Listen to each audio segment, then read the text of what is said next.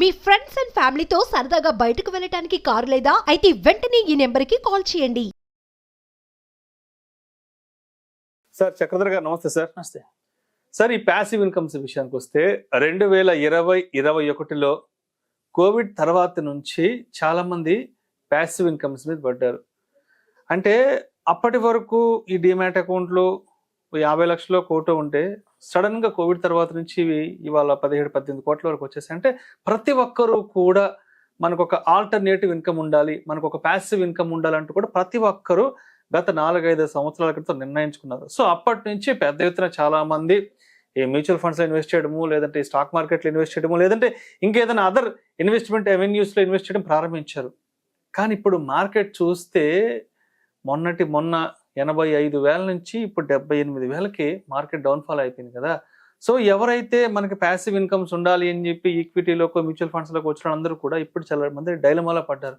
అరే ఏంటి మార్కెట్ ఎక్కడికో వెళ్ళిపోతుందన్న హడావిడిలో ఇన్వెస్ట్ చేసేసాము, మనకి ఏదో ప్యాసివ్ ఇన్కమ్ ఉండాలని చెప్పి ఇప్పుడు మార్కెట్ మళ్ళీ వెనక్కి వచ్చేస్తుందన్న డైలమాలో ఉన్నారు. కాబట్టి మరి ఇటువంటి వాళ్ళందరికీ మీరు ఏం చెప్తారు?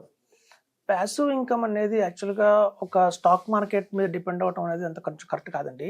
ఎందుకంటే మార్కెట్ లో వాలటాలిటీ అనేది ఉంటుంది. వాలటాలిటీ అప్ అండ్ డౌన్స్ ఉంటాయి, subject market risk. So up and downs ఉన్న చోట మనం ప్యాసివ్ ఇన్కమ్ అనేది అనకూడదండి.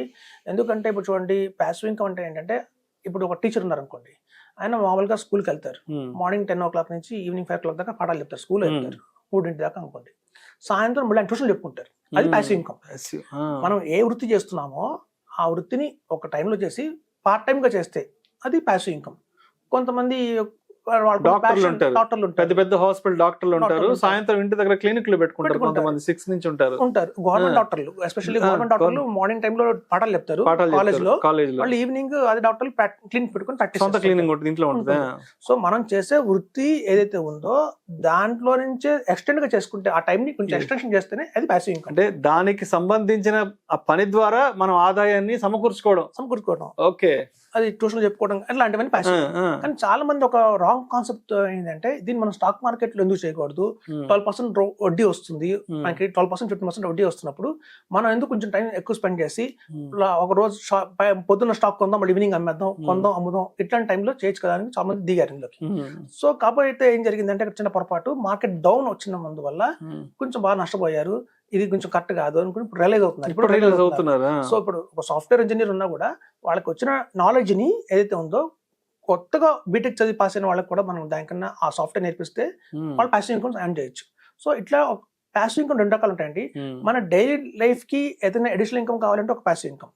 అలా కాకుండా నేను సంపాదించింది నాకు ఖర్చు అయిపోతుందండి, దాచుకోవడానికి ఏం మిగలట్లేదు, వచ్చిన ఆదాయం అంతా ఖర్చు అయిపోతుంది, సో నేను సేవ్ చేసుకోవడానికి ఏదైనా ప్యాసివ్ ఇన్కమ్ ఉందా అని ఆలోచించేవాళ్ళు కొంతమంది ఉంటారు. ఇప్పుడు ఉదాహరణకి మంచి ఎగ్జాంపుల్ చెప్తానండి. ఇప్పుడు ఒక సాఫ్ట్వేర్ ఇంజనీర్ ఉన్నాడు, లేకపోతే ఒక డాక్టర్ ఉన్నారు. వాళ్ళు కనుక సపోజ్ ఒక 5 lakhs, ఇప్పుడు చూడండి ఈ అపార్ట్మెంట్స్ ఉన్నాయి. ఇప్పుడు ఇది రియల్ ఎస్టేట్ జరుగుతుందో ఎలా జరుగుతుందో. రియల్ ఎస్టేట్లో ఏం జరుగుతుందంటే, అపార్ట్మెంట్స్ లో హైరేజ్ అపార్ట్మెంట్స్ అనేవి ఉంటాయండి. హైరేజ్ అపార్ట్మెంట్స్ అంటే ఒక కట్టడానికి 3-4 years పడుతుంది టైం. అంత త్వరగా ఓవర్ నైట్ కంప్లీట్ కావు, ఒక 6 months లో కంప్లీట్ కావు. వచ్చిన అపార్ట్మెంట్లు అయితే 6 months లో కంప్లీట్ అవుతాయి. కానీ ఇవి క్లబ్ హౌస్ కట్టాలి, లోపల లాన్ కట్టాలి, 6 years 7 years 8 years కొన్ని 10 years కూడా పడుతుంటే కడతానే ఉంటారు, ఇళ్ళ తరబడి కడుతూనే ఉంటారు. సో మనకేంటంటేనండి, ఎవరికైనా 5 లక్షలు ఉంది డౌన్ పేమెంట్ చేస్తే, ఒక 5 lakhs డౌన్ పేమెంట్ చేశారు అనుకోండి, ఒక ఫ్లాట్ మనం బుక్ చేసుకోవచ్చు. 2 BHK కావచ్చు, 3 BHK కావచ్చు, బుక్ చేసుకోవచ్చు. వెంటనే లోన్కి వెళ్ళిపోతామండి. అంటే బ్యాంక్లో కనుక మనకి కనుక ఐటీ రిటర్న్స్ బాగా ఉంది అంటే, ఐటీ రిటర్న్స్ మనం చూపించి బ్యాంక్లో లోన్ తీసుకోవచ్చు. ఇనిషియల్ స్టేజ్లో ఎలా ఉంటుందంటే, అపార్ట్మెంట్ రేట్ వచ్చి 5,000 rupees per SFT ఉంటుంది. సో ఈ 5,000 rupees SFT ఉన్న టైంలో మనం కనుక 5 lakhs డౌన్ పేమెంట్ చేసి హోమ్ లోన్కి వెళ్ళిపోతే, అక్కడి నుంచి అది ప్రాజెక్ట్ కంప్లీట్ అయ్యేంత వరకు హోమ్ లోనే ఇస్తుంది, మనమేమేమి పే చేయక్కర్లా, ఓ లోనే కట్టుకుంటూ ఉంటుంది. సో అలా 5,000తో స్టార్ట్ అయిన అపార్ట్మెంట్ మెల్లమెల్లగా మొత్తం కంప్లీట్ అయిపోయే టైంకి ఒక 4.5 years 5 years అని చెప్పినట్టుగా 10,000కి వెళ్తుందండి. ఇవాళ స్టార్టింగ్ లో 5,000, కానీ ప్రతి సంవత్సరం దాన్ని 1,000 పెంచుకుంటూ వెళ్తారు. ఆ స్లాబ్స్ వెళ్తున్న కొద్దీ, లోపల ఇంటీరియర్ వర్క్స్ జరుగుతున్న కొద్దీ, ఈ ప్లంబింగ్ వర్క్స్ జరుగుతున్న కొద్దీ, ఇలా మెల్లమెల్లగా 5,000 5 years అయ్యేసరికి ఏమవుతుందంటే, రెడీ టు మూవ్ వచ్చే పొజిషన్కి వచ్చినప్పుడల్లా 5,000 ఉన్న SFT కాస్త 10,000 అవుతుంది. సో ఆ టైంలో కనుక మనం వేరే వాళ్ళకి దాన్ని సేల్ చేసేస్తే, మనకి ఆ అమౌంట్ ఏదైతే గ్యాప్ ఉందో అది మనం మొత్తం ప్రాఫిట్ గా తీసుకోవచ్చు. సో కాబట్టి చాలా మంది గతంలో చేసిన పని ఇదేనండి. ఇప్పుడు కూడా చాలా మంది చేస్తున్నారు హైదరాబాద్లో. ఎస్పెషల్లీ ఓపెన్ ప్లాట్స్ అయితే ఉంటాయి, స్టార్టింగ్లో అయితే ఉంటాయి హైరేజ్ అపార్ట్మెంట్స్, బుక్ చేసేసుకొని 5 years దాకా బ్యాంక్ లోన్కి వెళ్ళిపోయి ఎండ్ ఆఫ్ ద టెన్యూర్ వచ్చిన తర్వాత ఎప్పుడైతే హ్యాండ్ ఓవర్ వస్తుందో ఆ హ్యాండ్ ఓవర్ వచ్చిన పొజిషన్ వచ్చిన టైంకి ఆ ఫ్లాట్ని వేరే వాళ్ళకి అమ్మేస్తున్నారు. ఈ గెయిన్ మొత్తాన్ని దెబ్బకి మంచి ఫ్లాట్లలో అయితే కనుక దగ్గర 30 లక్షల నుంచి 40 లక్షల దాకా ఆదాయం తీసుకుంటున్నారండి. ఇది ఆల్రెడీ చేస్తున్న వాళ్ళు, కొత్తగా చేస్తుంది కాదు.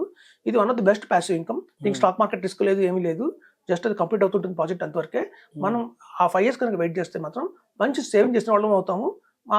మనకి అల్టిమేట్గా ఎవరైతే లోన్ కొంటారో, ఎవరైతే అల్టిమేట్గా హౌస్ కొంటారో, ఈ లోన్ వాళ్ళకి ట్రాన్స్ఫర్ అయిపోతుంది. ఆ బ్యాలెన్స్ అమౌంట్ మనకి ఇచ్చేస్తారండి. ఇది చాలా best passive income. Stock market risk ఉండదు, ఏమీ ఉండదు. ఒకవేళ ఎవరికన్నా ఇన్వెస్ట్మెంట్ పరంగా ప్యాసివ్ ఇన్కమ్ తీసుకోవాలి అంటే మటుకు ఇది మంచి ఆప్షన్ చెప్తున్నాను. అలా కాదు, మనకి రొటీన్ మనకున్న ఎగ్జిస్టింగ్ ఇన్కమ్ కి యాడ్ అవ్వాలంటే మాత్రం వాళ్ళు కనుక ఏ ప్రొఫెషన్ లో ఉన్నారో ఆ ప్రొఫెషన్ కొంచెం ఎక్స్ట్రా వర్క్ చేస్తే మాత్రం ఫ్రీలాన్సర్ గా చేస్తే ఎక్కువ లాభం పొందొచ్చు. ఈ మధ్య freelancer.com అనే వెబ్సైట్ కూడా ఉందండి. freelancer.com లోకి వెళ్తే మాత్రం చాలా ఆపర్చునిటీస్ ఉన్నాయి. మనకి ఏది మనకు అనుభవం ఉంది అట్లాంటి వాటిలో కూడా మనకి కొంతమంది వెబ్ డిజైనింగ్ చాలా ఇంట్రెస్ట్ గా ఉంటుంది, యానిమేషన్ చాలా ఇంట్రెస్టింగ్ గా ఉంటుంది. వాళ్ళు చేస్తున్న జాబ్ తో పాటు ఇది కూడా పార్ట్ టైం గా చేసుకోవచ్చండి.